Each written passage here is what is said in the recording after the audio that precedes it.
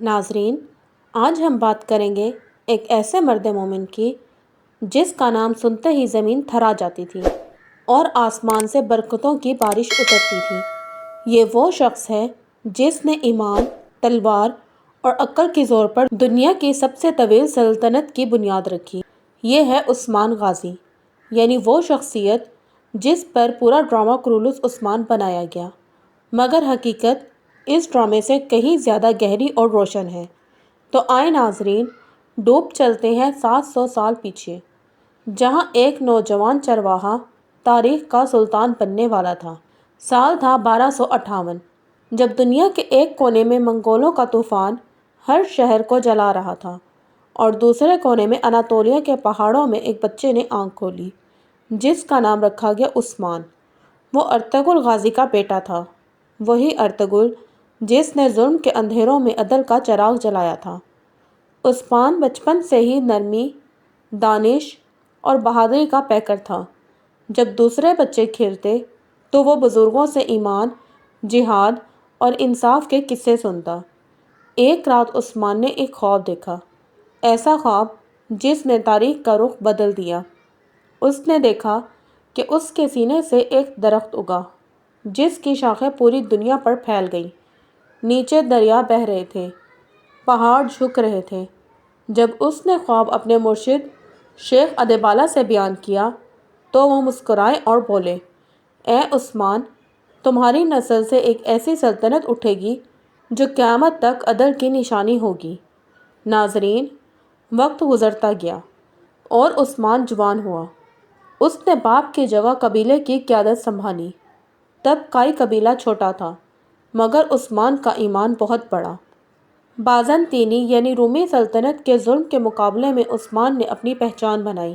کاراچیسار کا قلعہ سب سے پہلی بڑی فتح تھی، جہاں عثمان نے اپنی فوج کو کہا، ہم زمین کے لیے نہیں لڑتے، ہم اس رب کے لیے لڑتے ہیں جس نے زمین بنائی۔ یہی وہ لمحہ تھا جب کائی قبیلہ عثمانی قبیلہ کہلایا۔ عثمان غازی نے کبھی حکومت کو مقصد نہیں بنایا، بلکہ خدمت کو عبادت سمجھا۔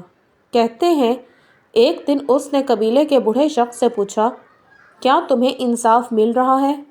بوڑھا بولا، ہاں، کیونکہ تم حاکم نہیں امین ہو۔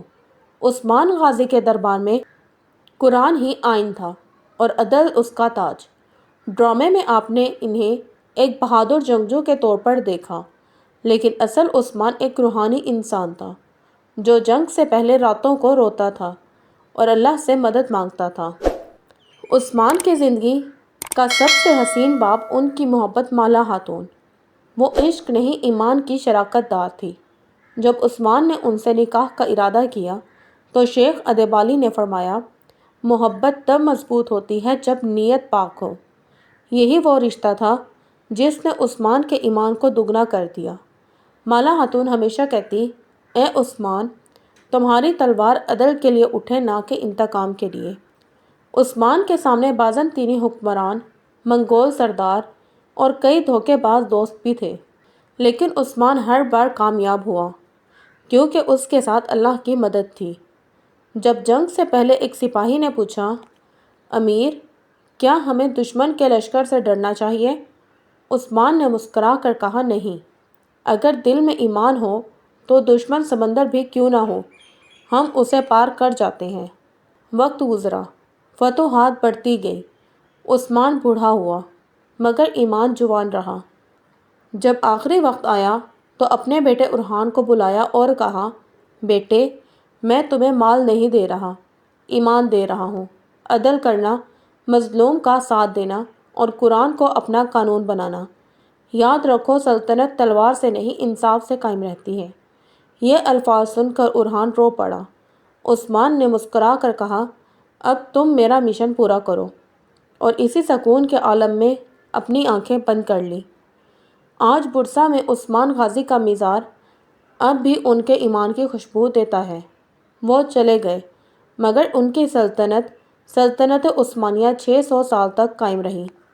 ناظرین، ڈرامہ ختم ہو جاتا ہے، مگر حقیقت کبھی نہیں مرتی۔ عثمان غازی ایک کردار نہیں، وہ ایک سبق ہے۔ اگر تم انصاف، ایمان اور صبر پر قائم رہو تو اللہ تمہیں بھی وہ مقام دے سکتا ہے جو ایک چرواہے کو سلطان بنا گیا۔ اگر آپ چاہتے ہیں کہ ہم ارحان غازی سلیمان شاہ کی حقیقت پر بھی ویڈیو لائیں تو ابھی سبسکرائب کریں، کیونکہ سویرا سٹوری ہر اس سچ کو سامنے لاتا ہے جسے وقت چھپا دیتا ہے۔